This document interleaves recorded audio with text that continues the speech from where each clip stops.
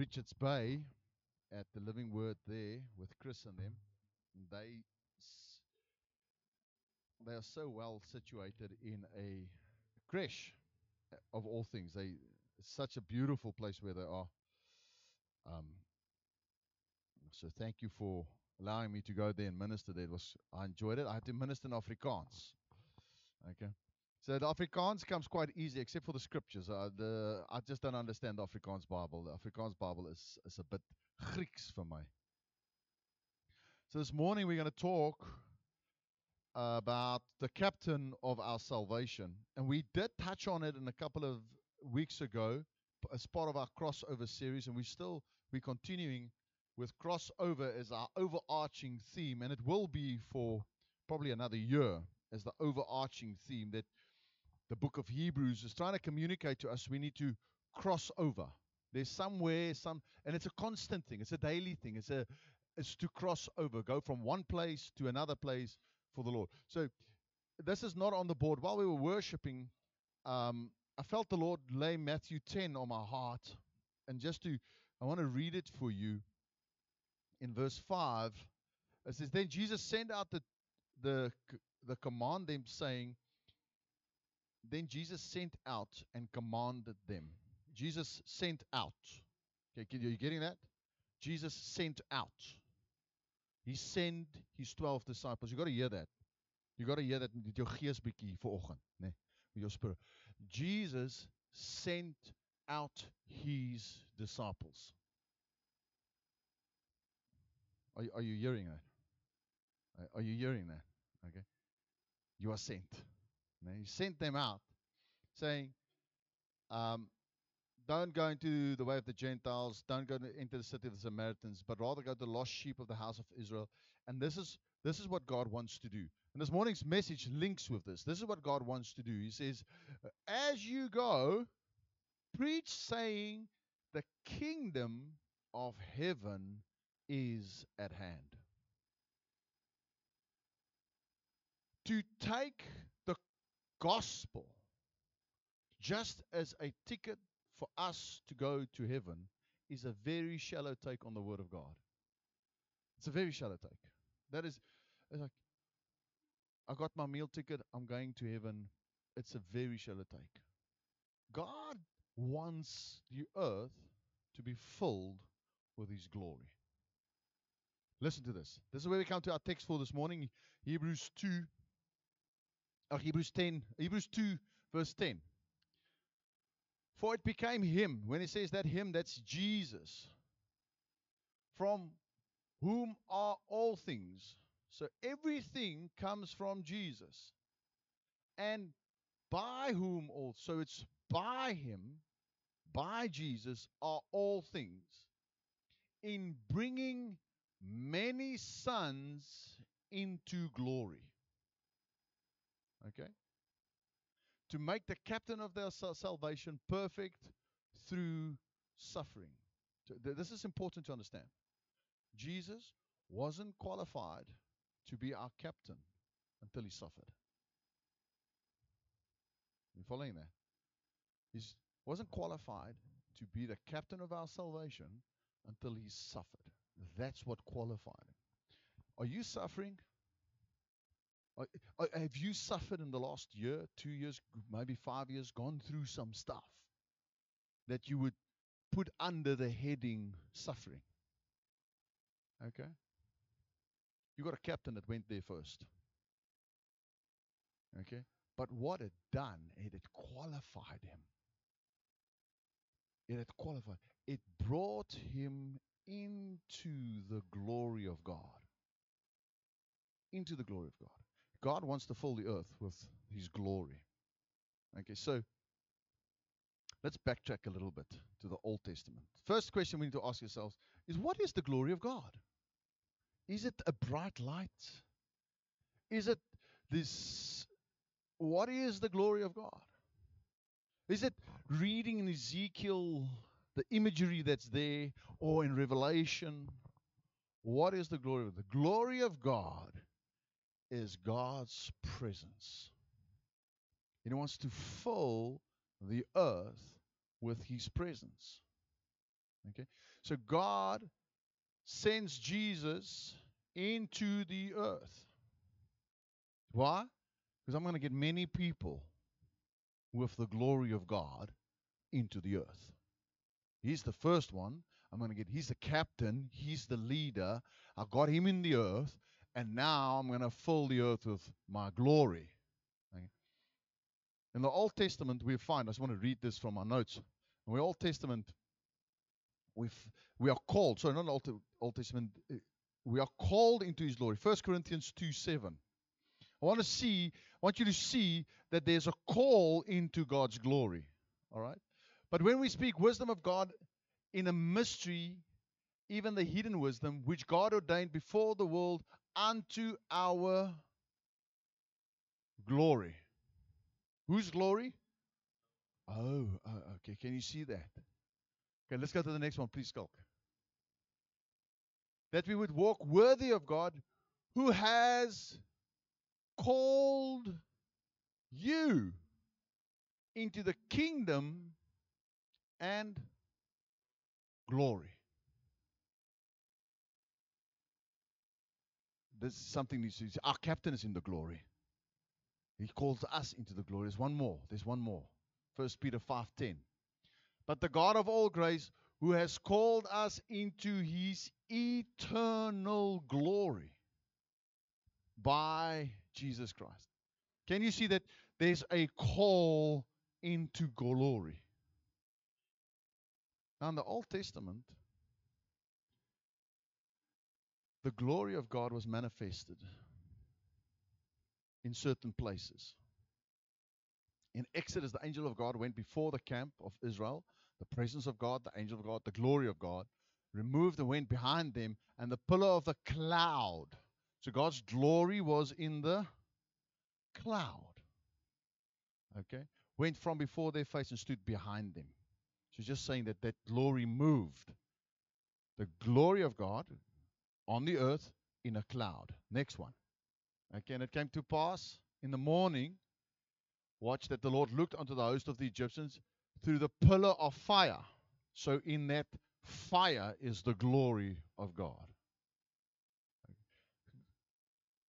God wants to fill the earth with the glory of God. In the Old Testament, He is unpacking a process, a symbolism, how He wants to do and what He wants to do to call us into the glory of God.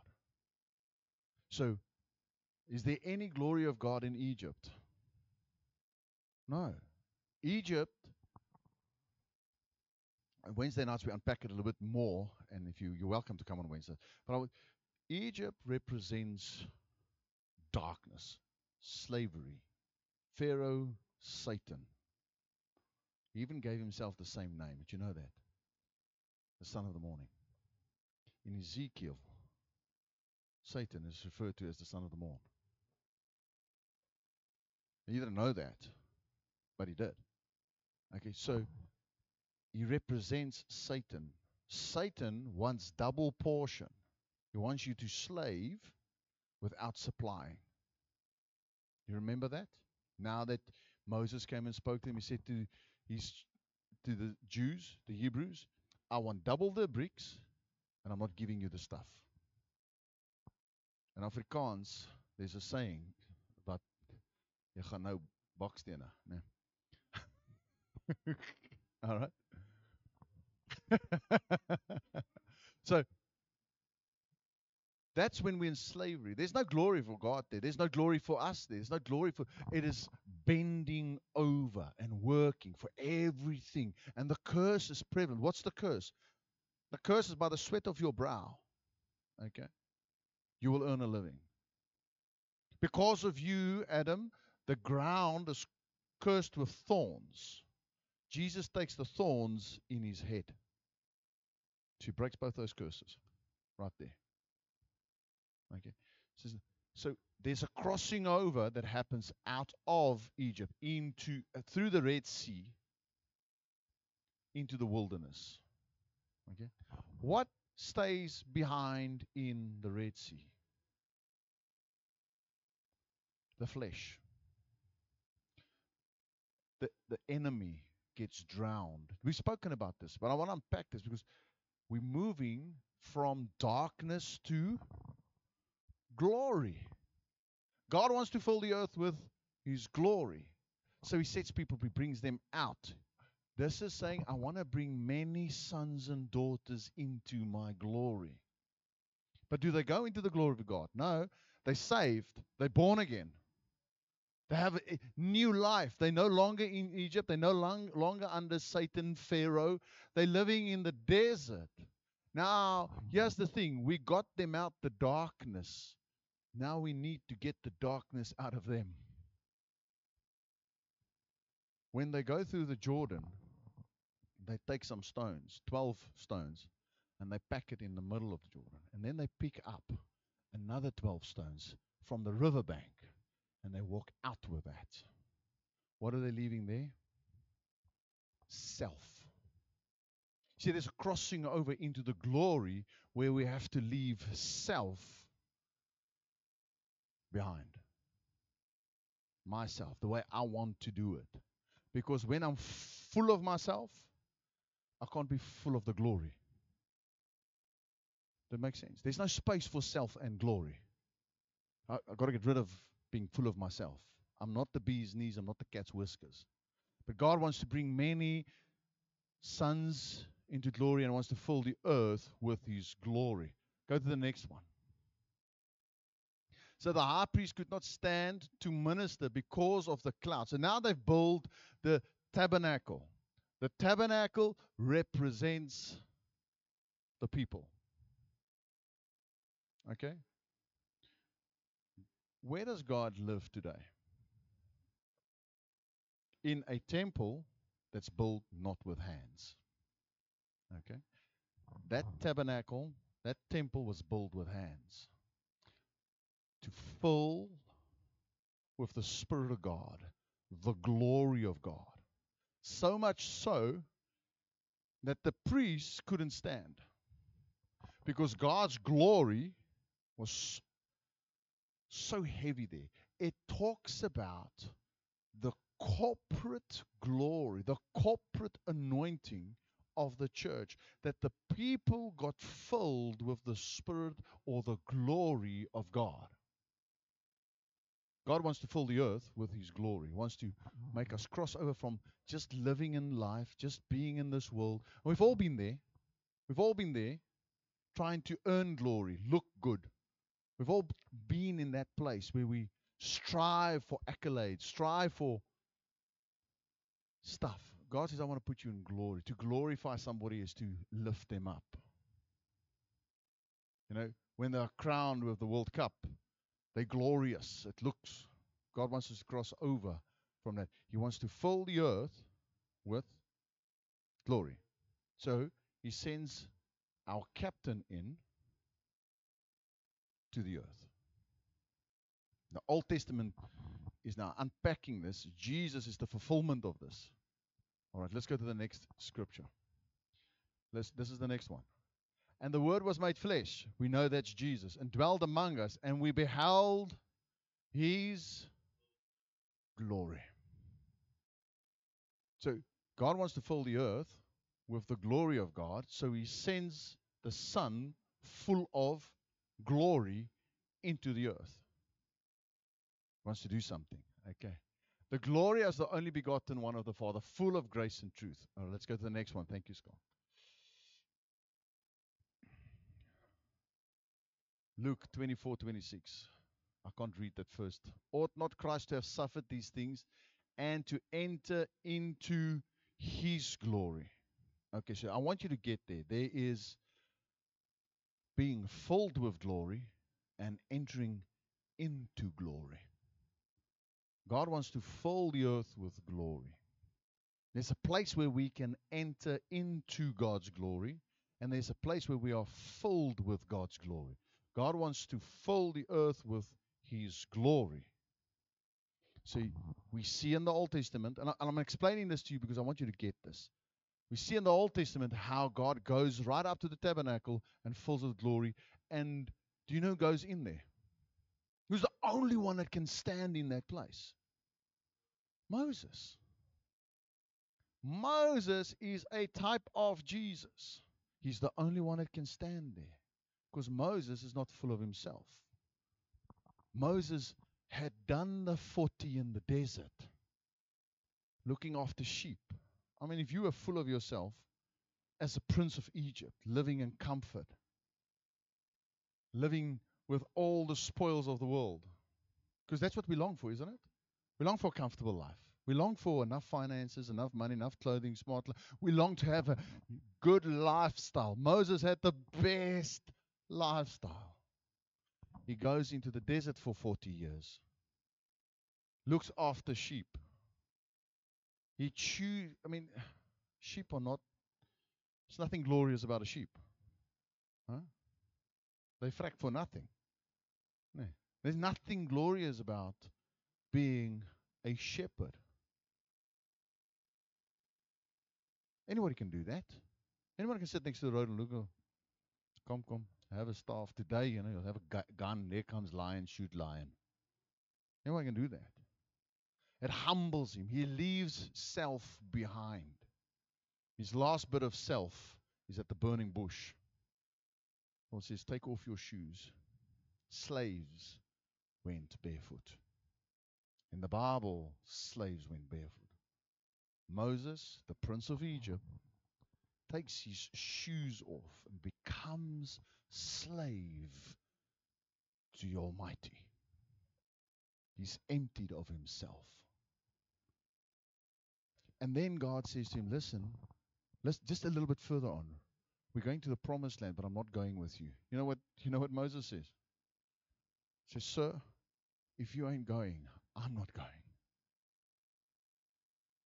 If you're not coming with me there, where the promised land, the beauty, the nice place, the nice things, the good lifestyle, I am not going there. I choose you. God says to Abraham, he says to him, I am your exceedingly great reward.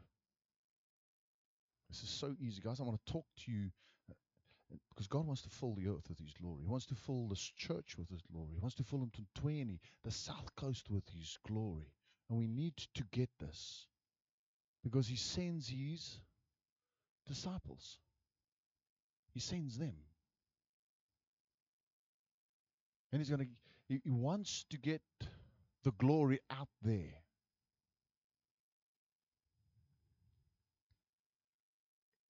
We can be so easily deceived when we're looking for the comfort and the blessings and the gifts of God and not Him.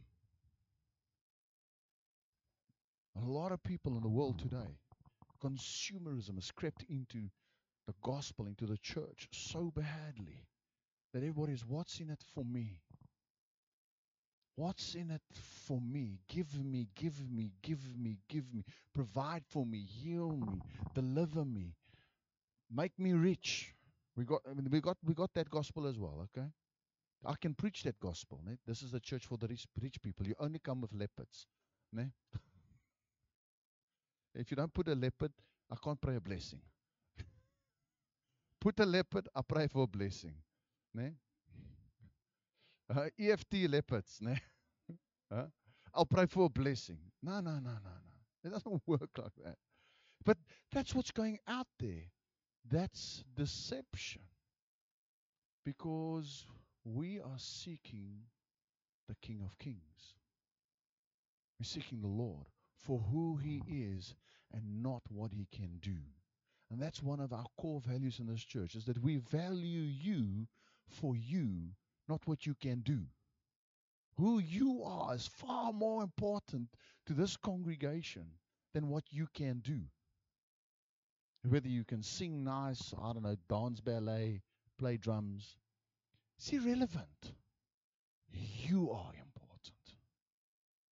We want you. God wants you.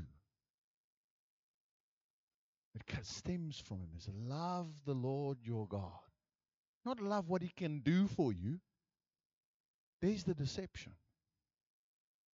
You see, and we need to rid ourselves of that. Christ suffered.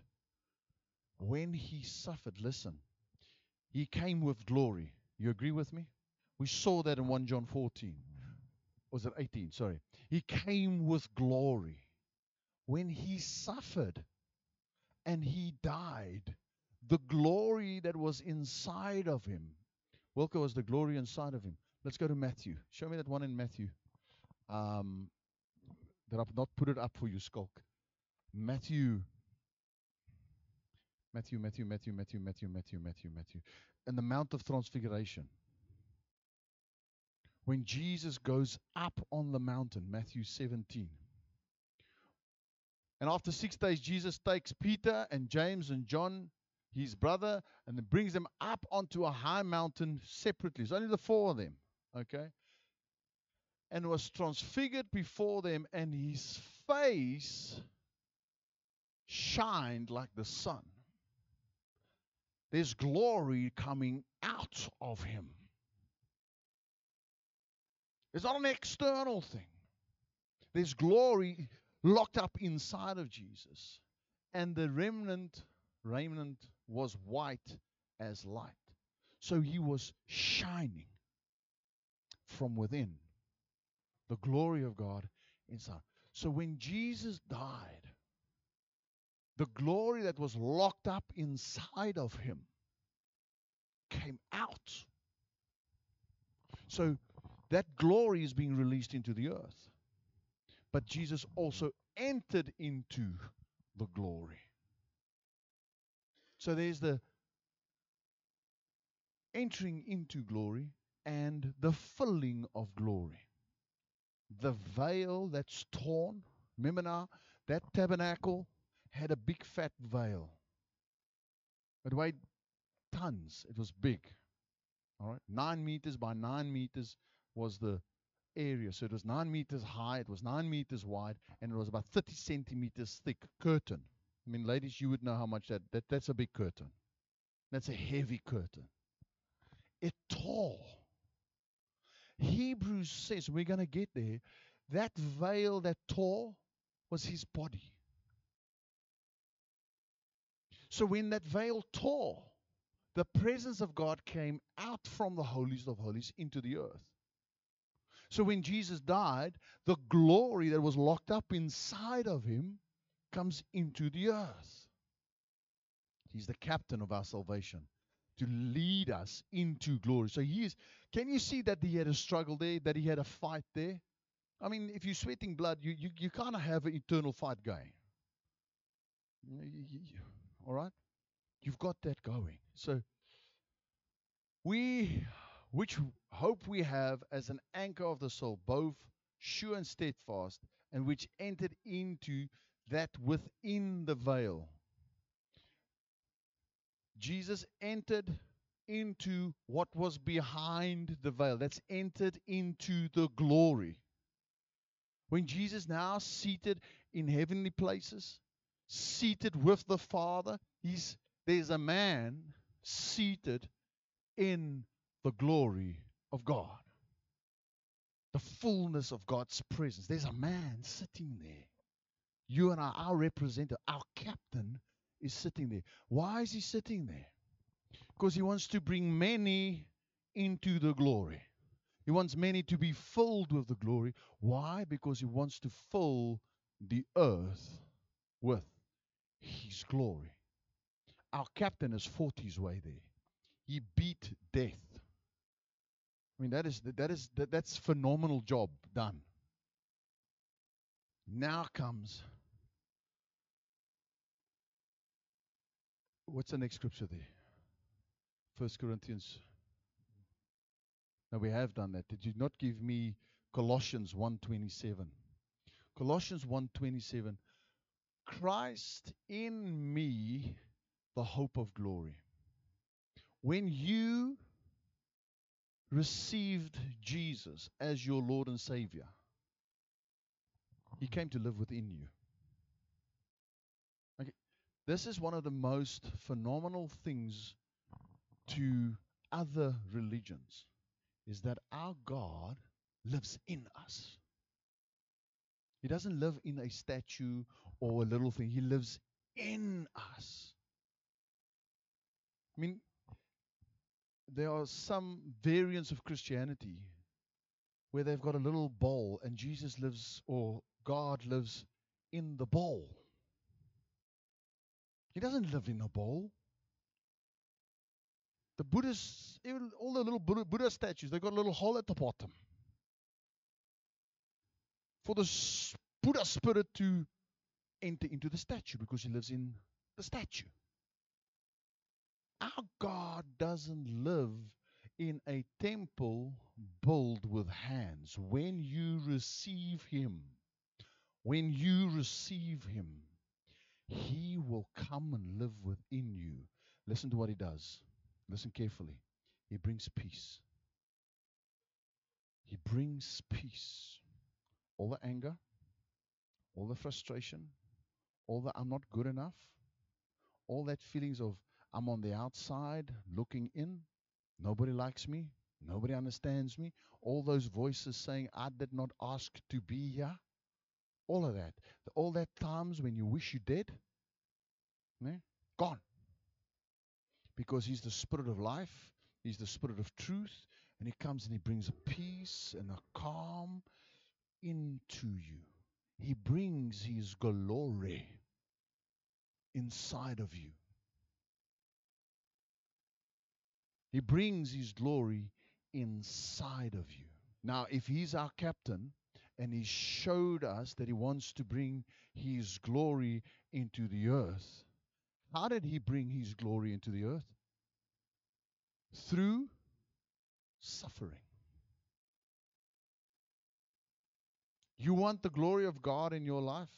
You want to walk and see that people see the glory of God? You and I must be willing to suffer. There's a suffering. There's a lightness, not a weight of suffering. I want you to get it. It's not a weight of suffering. It's not a heavy burden of suffering. Welcome, but you don't understand my suffering. 2 Corinthians 4:17. You don't understand the burden. For our, what's that word there? Light affliction. Listen. No one wants to know about your Jesus when you walk like this. Here, please just have some mercy on me. Oh, it's so hard to worship the Lord, you know. It's not for sissies. Oh. No one wants to, because you know what, it's like, you're defeated. Is that a conquering spirit? Is that a victorious God? No.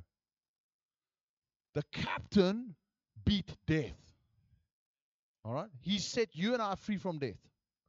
We are victorious. 1 John 5. You go to 1 John 5. 1 John 5 says, we are victorious. We are walking in victory. This is our victory. Those who believe that Jesus is Lord. What is our victory? Even our faith, who has overcome the world. We are victorious. So you put your head back. You go to the army. Ne? You lift up your head. Who's that army? Who's that drill? Put your neck against your collar. Ne? Maag in. Knyp 'n bietjie. Chest out. Ne? You look the world in the eye. Because God is the lifter of your head. He's the lifter of it. He lifts your head. He says, look up. I want to give you new vision. I want you to see and look different. It's a light affliction. Please let's stay there. It's a light affliction. One back, please. Which is but for a moment. This too shall pass. We need to get that. That needs to be part of our vocabulary. We need to cross over to, you know what, this too will pass. The water will flow into the ocean. We'll get over this. Tomorrow's another day. Wake up, shake up, pull yourself up by your bootstraps and carry on with life. There's a victorious God in you. There's a glory inside of you that God wants to get out. Jesus had to suffer to get that into the world. You and I, for our light affliction, which but for a moment, worketh for us a far more exceeding and eternal, listen to this, weight of glory. Glory is a heavy thing. If we look at gold, it's heavy. It's glorious. It's mooi, hy blink. You see, unless the olive is crushed, the olive oil can't come out. The fragrance can't come out. Moses, 40, his first 40 is in the palace. His next 40 is in the desert with sheep. And then his next 40 is in the desert with other two-legged sheep. Nee. He goes there again for another 40. He was crushed the first time. Moses, his first 40, was the general of Egypt's army. Did you know that? He led the Egyptian army. Hy is 'n groot kokkedoor. He's a big meneer. God takes him and makes him a shepherd. He doesn't use the general. He uses the shepherd. You want to tell me a general can't speak? There's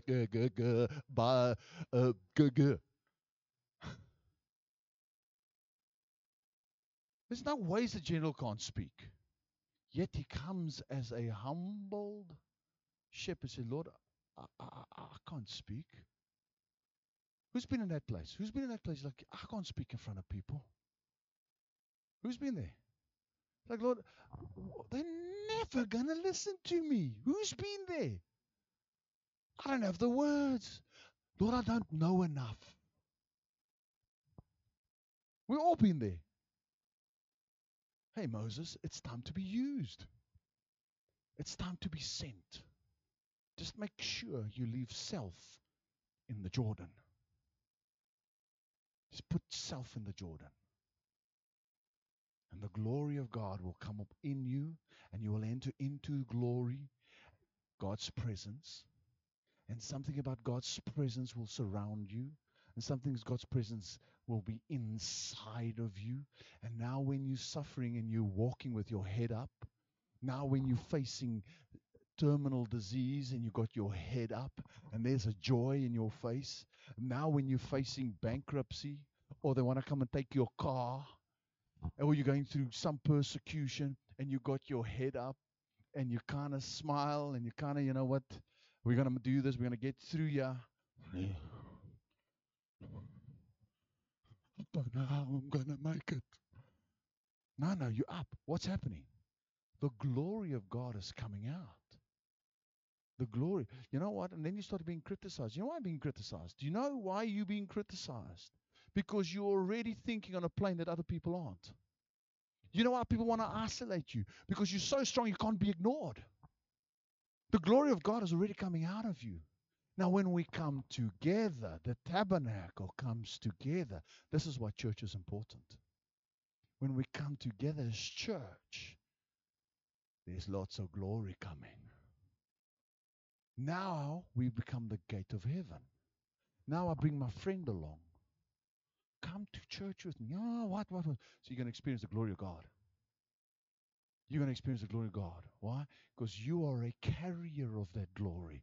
And you're coming to another one as a carrier. And we all got our wheelbarrows full of glory coming together. And suddenly there's a lot of glory. There's a lot of weight. There's a heaviness of God's glory. The church is important. God wants to fill the earth with His glory. And He does it through the church. He does it when we come together. He does it when we individually.